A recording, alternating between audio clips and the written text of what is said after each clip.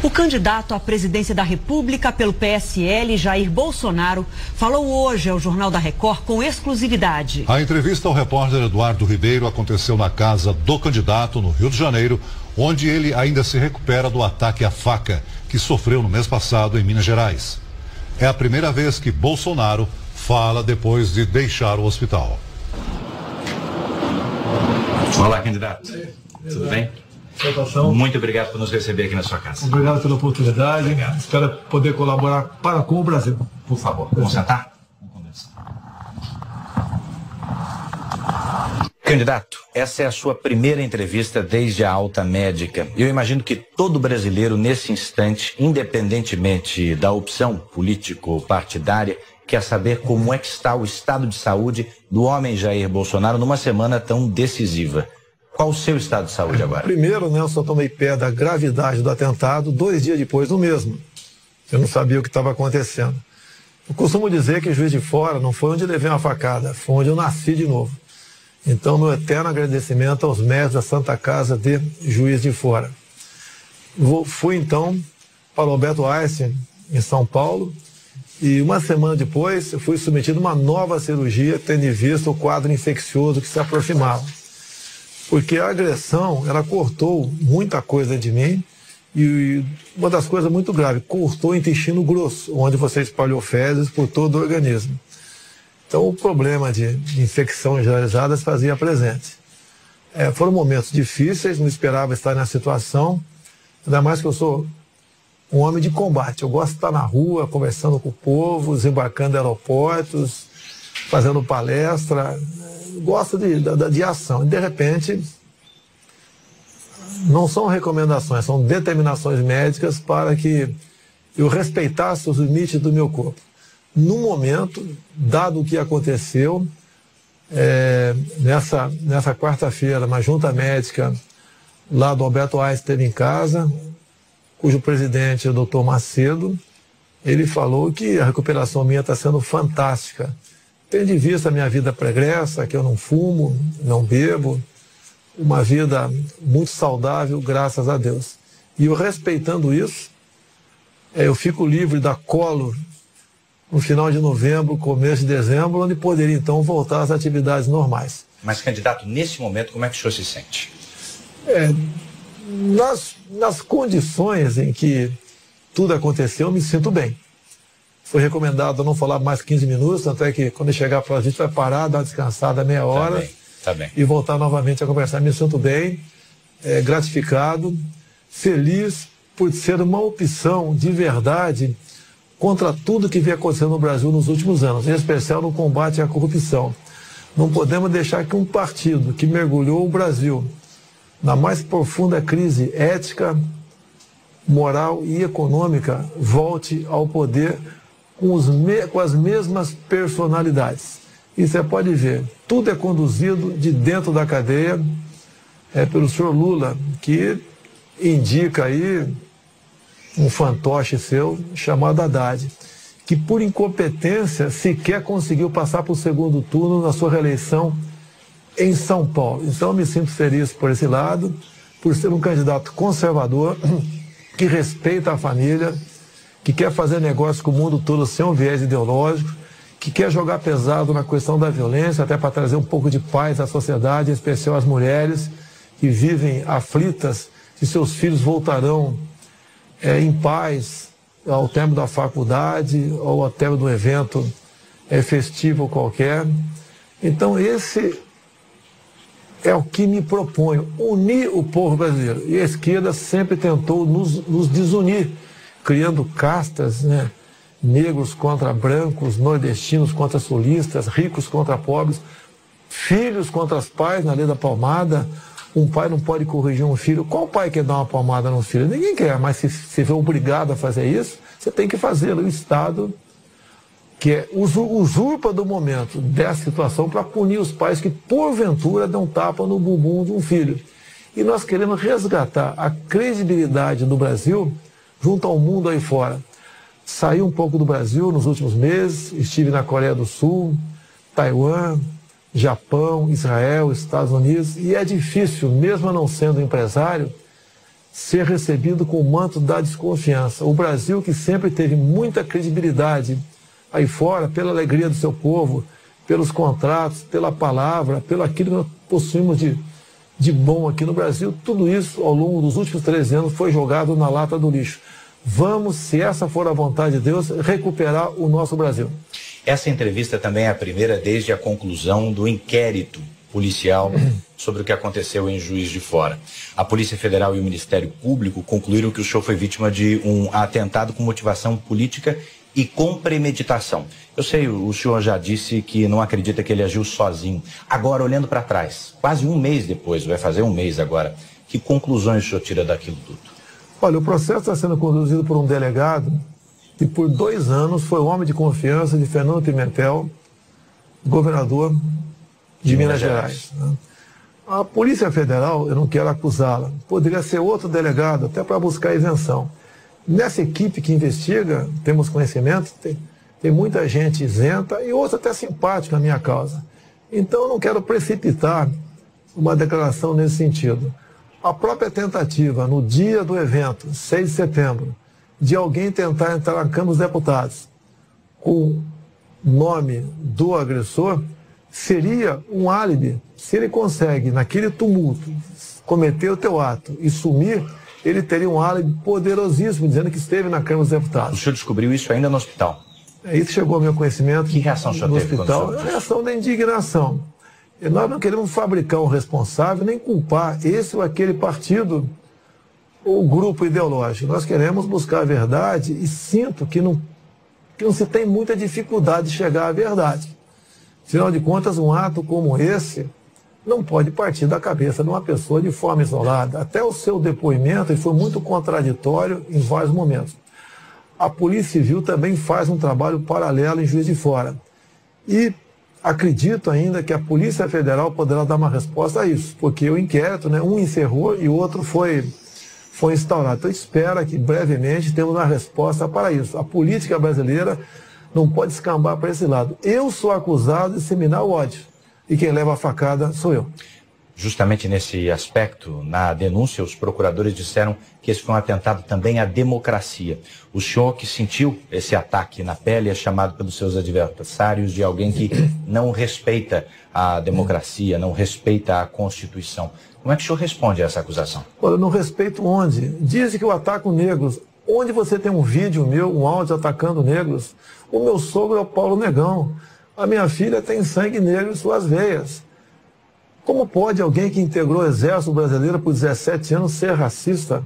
Assim como diz que eu ataco mulheres. Onde tem um áudio meu atacando mulheres, a não ser um embate entre eu e a deputada Maria do Rosário, onde ela estava defendendo que um estuprador e homicida menor de idade fosse punido à luz do Estatuto da Criança e do Adolescente. Eu sempre lutei pela diminuição da maioridade penal. Naquele momento ela me chama de estuprador. Peraí, o que é isso? Se eu perdi a cabeça, me desculpe, mas a resposta que eu poderia dar para ela, não sou estuprador. E eu sou processado exatamente por causa disso. Um tempo atrás fui acusado de perseguir nordestinos. Como? Se meu sogro é de Crateús, a minha filha tem sangue nordestino em suas veias. O Brasil é um só povo. Não podemos continuar aceitando a divisão de classe no Brasil, como a que mais nos afeta, que eu sou homofóbico. Quando inventaram, quando descobriram, entre aspas, que eu sou homofóbico, descobri em 2010 um plano do governo de, ao combater a homofobia, segundo eles, as escolas de ensino fundamental, ou seja, criancinhas a partir de 6 anos de idade, assistirem filmes de meninos se beijando, de meninas se acariciando. Qual pai? Mesmo tem pai que é gay, quer isso para o seu filho em sala de aula. Cada um vai se descobrir no futuro e vai levar a sua vida e vai ser feliz. Jamais ofendi e agredi um homossexual. Não sou homofóbico. Esses rótulos jogam para cima de mim porque não pode me chamar de corrupto. É o que eles são. Um dos grandes problemas do Brasil é a corrupção. E não tem como me atacar. Até por ocasião da leitura da ação penal 470 mensalão, o senhor ministro Joaquim Barbosa me cita como o único deputado da base aliada que não foi comprado pelo PT. Há 2 anos trabalhamos com isso dentro da Câmara, via o deputado Onyx Lorenzoni. Nós não podemos, e grande parte do parlamento já concorda com isso, ter líderes partidários que, na verdade, funcionem como líderes sindicais. Não é dessa maneira.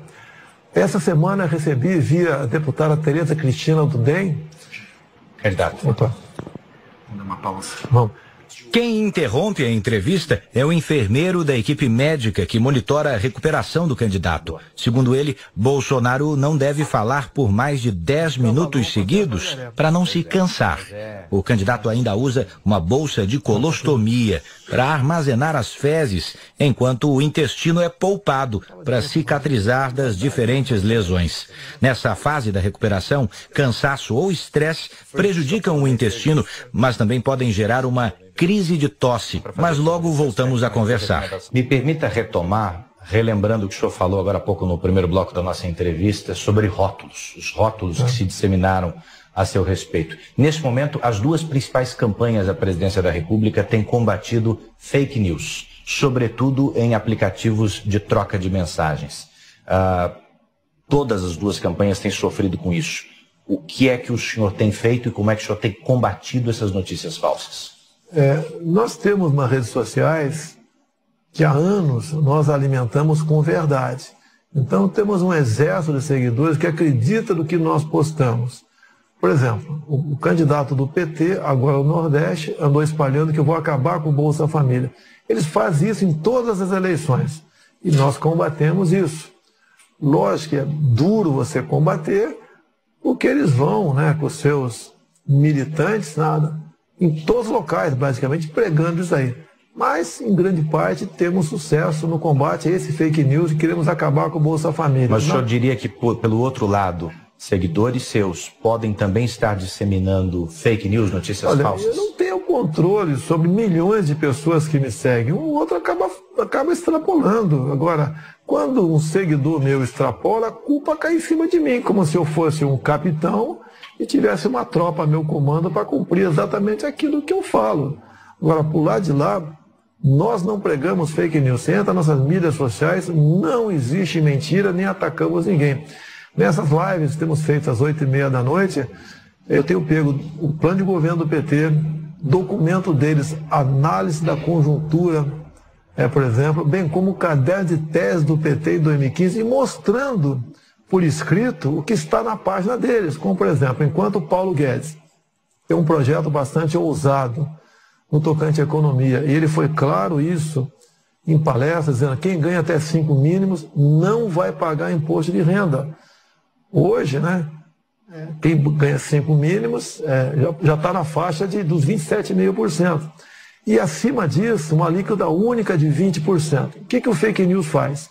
Esquecem, entre aspas, que quem ganha até 5 mil não vai pagar imposto de renda. E começa a falar, você ganha 2 mil por mês. Prepare-se, vai pagar R$400 de imposto de renda. Mentira! A proposta nossa é ousada. E nós queremos realmente recuperar a tabela de imposto de renda e deixar mais dinheiro na mão do cidadão e na mão do empresário. As alíquotas para a classe empresarial também cairão. Queremos seguir o exemplo da Inglaterra de 20 e poucos anos atrás, que está numa situação crítica, bem como o exemplo de Trump nos Estados Unidos, onde diminuiu de 30 e pouco para 20 e poucos por cento a carga tributária para empresários. Então, os empresários aqueceu a economia, o mercado de trabalho voltou a funcionar, empresas que tinham saído dos Estados Unidos voltaram para os Estados Unidos e a economia norte-americana está indo muito bem. O senhor deve estar acompanhando um movimento intitulado Ele Não.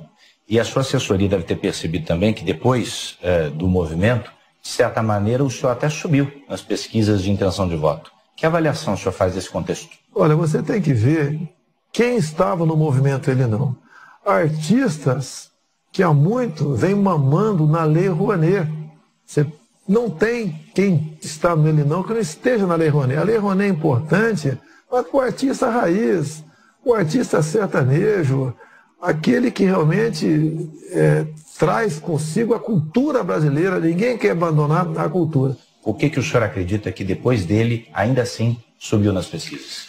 É que o outro lado, que a maioria, vê quem é que está me atacando. Tá certo? E ao ver, já faz uma análise imediata. que eles estão errados, nós estamos certos. Será que eu sou tão mal assim? Eu quero o mal de todo mundo, de mulheres, de negros, de nordestinos, de quem recebe Bolsa Família, de pobre? Não é verdade. Eles não podem me chamar de corrupto. Sempre combati a corrupção. Sempre preguei a união de todos nós, uma só bandeira, um só coração verde e amarelo. Não podemos nos dividir. A esquerda nos dividiu e nós ficamos brigando entre nós. Eu quero a união de todos. Um grande exemplo tive em países como Japão, Coreia do Sul, Israel. Olha o que eles têm. Eles não têm nada. E olha o que eles são. São o primeiro mundo. Agora você vem para o Brasil. Olha o que nós temos tudo. E olha o que nós somos, não somos nada. Essa política que existe lá fora, que visitei escolas, que visitei o ministro da Agricultura de Israel, entre tantas outras autoridades nesse país, esses exemplos nós queremos trazer para cá. Unindo o povo e governando pelo exemplo, você tira o Brasil do buraco. O senhor citou agora há pouco o imposto de renda. O senhor diria também que a sua assessoria econômica foi mal interpretada em relação ao 13º salário? Não, foi o general Mourão que, ao falar sobre a estrutura remuneratória, que tem uma série de coisas ali, ele se referiu àquilo como jabuticaba. Agora, num momento desse, você não pode dar margem para o inimigo de interpretar. Nunca o Mourão falou em acabar com o 13º. Qual é a palavra final sobre isso? Aproveitaram uma palavra errada dele para dizer que queremos acabar com o 13º. Agora, deixa bem claro, quem é um pouquinho mais velho, lembra em 2002, o PT pregou isso, que os parlamentares do então PFL, PP, aqueles partidos todos, queriam acabar com o 13º, fundo de garantia, hora extra, licença gestante, e inventaram isso em cima de um projeto que existia na Câmara, que não era para acabar. Era, por exemplo, você está com um problema financeiro, você procura o teu patrão, ouvir do sindicato, em vez de cair na mão do agiota ou pegar um empréstimo no banco, o patrão podia adiantar parte do teu 13º. Você estava com problemas, por exemplo, queria estar no mês de setembro, e você gostaria de dar uma folga para si, chegaria para o patrão, ouvido pelo sindicato, e pegasse um desconto em férias, que existe nas Forças Armadas. Você pegava 15 dias de desconto em férias, ia dar uma relaxada para voltar com as baterias recarregadas. O PT pegou um projeto desse, que não acabava com os direitos, apenas flexibilizava e passou a massificar, dizendo que queríamos acabar com aquilo. Eu quase perdi o meu mandato em 2002, porque eu fui acusado também de querer flexibilizar aquilo tudo. Então o PT usa pequenos detalhes para dizer que eles são realmente o que estão preocupados com os trabalhadores e não os demais. Os seus eleitores depositam no senhor uma confiança e uma garantia no combate à corrupção e também à criminalidade. Não são questões simples de resolver. Muitos antes do senhor fracassaram nesse quesito. Qual é a solução? O combate à corrupção é você escolher o seu time de ministros sem o critério político. Você pode ver qual partido assaltou a Petrobras, qual partido esteve envolvido com empreiteiras. São partidos que tiveram os seus ministérios negociados com o governo. E esses partidos, como regra, botam o seu ministro lá para se locupletar, para arranjar dinheiro para os seus afiliados. Questão da violência. Nós devemos fazer diferente do que foi feito até agora. O Estatuto do Desarmamento só aumentou a violência. Deu a certeza ao bandido que, ao invadir a residência de qualquer um, não vai encontrar resistência. E mais ainda, olha que coisa esdrúxula, mais ou menos o seguinte. Vamos supor que você tem uma arma legal em casa, entra um marginal 2 da manhã. Você dá 15 tiros, pega 5 na canela. Não mata o cara. Você vai ser condenado por tentativa de homicídio. O vagabundo por invasão do domicílio. A pena dele é menor do que a tua. Nós temos que inverter isso. Tem um projeto em Brasília e, como presidente, teríamos menos dificuldade de aprovar. Ou seja, em legítima defesa da vida própria ou de terceiros. Na legítima defesa do patrimônio próprio de terceiro, você responde, mas não tem punição. Isso chama-se retaguarda jurídica, que vale para nós, cidadão de bem, e vale para os agentes de segurança, policiais civis e militares. Não pode um policial militar, após cumprir sua missão, 2, 3 da manhã, trocando tiro com marginal, com um fuzil. Onde tem isso no mundo? Só no Brasil. ele ser processado que o marginal veio morrer com 4, 5 tiros naquele momento de tensão enorme. Vamos mudar o nosso Código Penal para dar essa retaguarda jurídica para o cidadão de bem e para os policiais. Agindo dessa maneira, tenho certeza que a violência diminuirá. Falando também sobre corrupção, candidato. Mais uma interrupção. Uma nova interrupção na entrevista é feita a pedido da equipe médica. Desta vez, Bolsonaro já demonstra cansaço, porque faz pausas maiores entre as frases. Eu retomo a entrevista falando de corrupção. Candidato, o senhor acabou de falar antes dessa nossa pausa sobre criminalidade, mas também sobre corrupção. A respeito desse segundo assunto, o juiz Sérgio Moro divulgou, deu publicidade à delação do ex-ministro Antônio Palocci. Que impacto o senhor acredita que essas revelações terão na urna, no voto? Sempre há um impacto. O Palocci, antes mesmo de qualquer delação, ele já vinha colaborando. Ele foi um homem muito próximo do governo. Ele conta as entranhas do poder. Não tem como ele não fugir da verdade. E ele quer colaborar e vem colaborando. Então, parabéns ao Palocci, né? Porque quem não erra como ser humano. E ele tenta, logicamente, diminuir o dano ocasionado em todo o Brasil com suas ações. Ele mesmo disse, nas últimas campanhas de Dilma Rousseff, gastou-se em torno de R$1,5 bilhão de reais. E quase R$1 bilhão foi Caixa 2. Fala de contratos de publicidade com a Petrobras. Fala um montão de coisa. Agora, a corrupção está colado no PT. Não tem como querer desvincular o que acontece na corrupção do PT. Nós devemos evitar que esse estado de coisa continue no Brasil. O PT não deu certo. É um partido que traiu os trabalhadores, traiu todo mundo. É um partido que tinha um projeto de poder. Como o próprio Zé Dirceu disse há pouco, ele disse. Nós vamos assumir o poder, que é diferente de ganhar uma eleição. Ou seja, ele fala também em tirar poderes do Supremo Tribunal Federal, né? Ele fala, por exemplo, ali, coisas que, se tivesse na minha boca, seria uma explosão no Brasil. Está na boca dele. Nós pensamos e agimos diferentemente do PT. Se o senhor ganhar as eleições, o senhor não terá um projeto de poder? Não, não pensamos nisso em hipótese nenhuma. Até porque ser presidente do Brasil com tantos problemas, eu sei da responsabilidade, como será a minha vida nesses próximos 4 anos. E o que muitas pessoas dizem, né, que eu posso ser o ponto de inflexão naquilo que acontece aí. Muitos dizem que eu não posso ser um bom presidente, mas é aquele necessário para o momento. Mais grave que a corrupção é a questão ideológica. A gente vê jovens universitários, eu não sei o que tem na cabeça, com ações, com atos que não condiz com aquilo que está se formando. Que, em parte, as nossas universidades não formam alguém para o mercado de trabalho no futuro. Está formando militantes. Devemos acabar com isso. Até hoje, o PT defende o regime de Maduro, como defendia o regime de Chávez. Nós devemos nos afastar da Venezuela. Temos que dar um pé no traseiro do socialismo, do comunismo. Não podemos admitir essa ideologia em nosso Brasil. Será o fim da nossa pátria se o PT conseguir chegar ao poder. Lamento, vou respeitar o resultado das eleições, até porque eu me preparei lá atrás para que tivéssemos uma auditoria por ocasião das eleições. Em 2015 aprovei o voto impresso.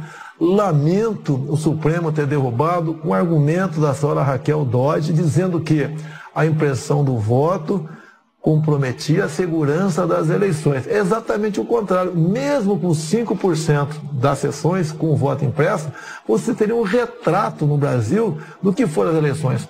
Procurei o ministro Fux há poucos meses e pedi para ele que pulverizasse pelo Brasil, de acordo com a quantidade de eleitores, estas sessões com o voto impresso. Ele me disse que já havia tomado decisão nesse sentido. Tínhamos tudo para ter uma eleição tranquila. Lamentavelmente, essa interrogação aparece.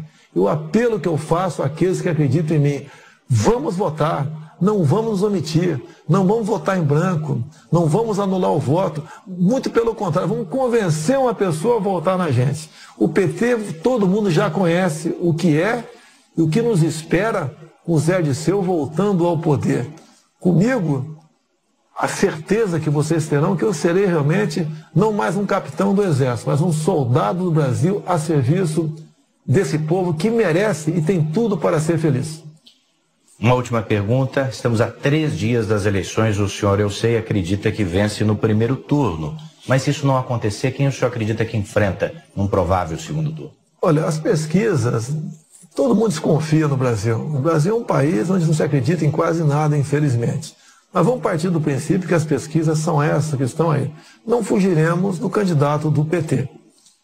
Não será nós contra ele, será o Brasil que quer mudanças, o Brasil que não quer mais corrupção, o Brasil que quer que criança seja respeitada em sala de aula, o Brasil que acredita na família, é o Brasil que respeita as religiões, um Brasil que quer conversar com o mundo todo sem o viés ideológico, um país que quer jogar pesado na questão da violência, até para dar paz para as mulheres que são preocupadas com a integridade física dos seus filhos. É um Brasil que quer isso, é um Brasil que é menos imposto. É um Brasil cujo presidente vai trabalhar em equipe. Ninguém vai querer decidir nada sozinho. Muita coisa não entendo. E com boas pessoas e com isenção para escolhermos essa equipe de ministros, nós temos tudo para começar a fazer o Brasil andar. Quero agradecer por me conceder essa entrevista.